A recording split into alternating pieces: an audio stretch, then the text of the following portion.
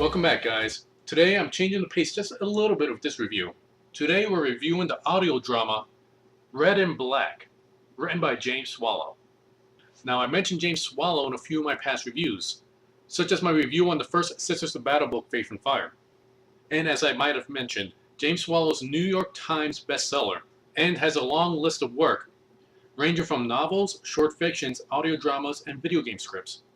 And joining him in this audio drama doing the voice work is Beth Chalmers, who has done work in TV series such as Midsommar's Murders and video game voiceovers in games such as Syndicate and the Harry Potter series.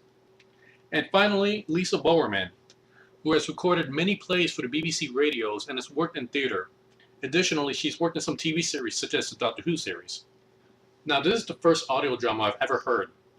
And I don't just mean a Warhammer 40k audio drama, I mean audio dramas period. And for anybody who's not quite sure what I mean by audio drama, it's not an audio book. An audio book is essentially a book that someone's reading to you. An audio drama is more like a play. So every character is being acted out. And you get sound effects going along with whatever action or events that are going on within the scene. Now, I myself, I've been an audio designer for a short while, working on sound effects for a few video games. Now, while I'm not calling myself an expert, I am more critical of any sound effects that I'm hearing in any kind of medium. And I'll have to admit, I was pretty impressed with the voice work overall. While apparently just having the two actresses doing all the voices, each character sounding like their own character. Although I will admit, if you listen really carefully, some of the voices kind of mix in a little bit, but not too much that it becomes distracting. And if you already read the Faith and Fire book and get to know Sister Maria, I was kind of expecting a different type of voice for Maria.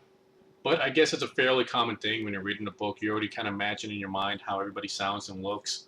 But after I got over that one hurdle, the voice really did end up fitting for Maria, eventually. Although there was voice work for one character that kind of bugged me, and it was the Canoness, her boss. Now, the Canoness in the story is about 2 centuries old, so I guess they tried to give her like some old wizened kind of voice. Is that how you say it, wizened? Or is it wizened? But it really just came off like she was tired, as if at any moment she was going to fall asleep. Yes, Canoness, I'm here to accept my mission. I need you to go to the... I'm sorry, what was that?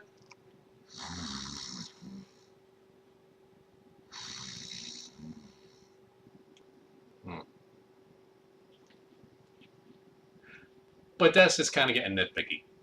But let's talk more about this audio drama. This story is actually a prequel to the Faith and Fire book, and it mainly follows Sister Maria. Now, although I did say this was a prequel to the Faith and Fire book, this story doesn't really have anything to do with that story. So this story really just kind of stands on its own. What it does do is that it helps expand Maria's character a little bit more. So let's just talk about the story for a bit. Maria is introduced to a character named Ro, who's a replicate. And it's explained that a replicate is kind of a synthetic human, an engineered human being. Not quite like a servitor, which is a human being which was lobotomized into a robot, but more closer to a test tube baby.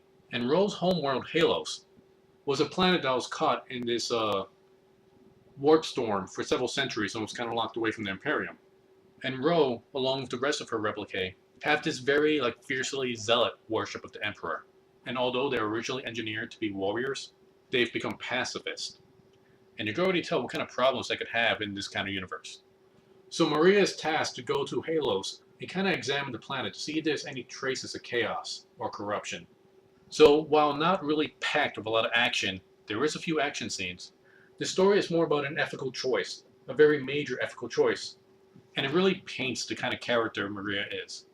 I mean, coming to the end of this drama, I was really despising some of the characters.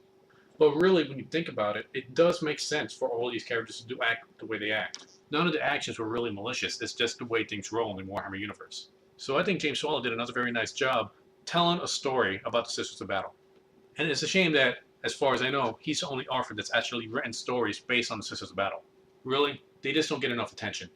Seriously, Game Workshops, come out with a new box set for the Sisters of Battle.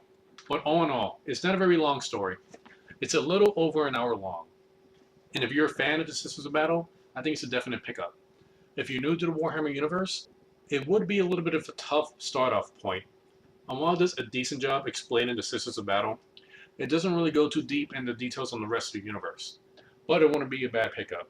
Now, if you're not a fan of Sisters of Battle, I don't really think it's going to change your mind. But overall, I enjoyed it. So that's my opinion. Take it for what it's worth.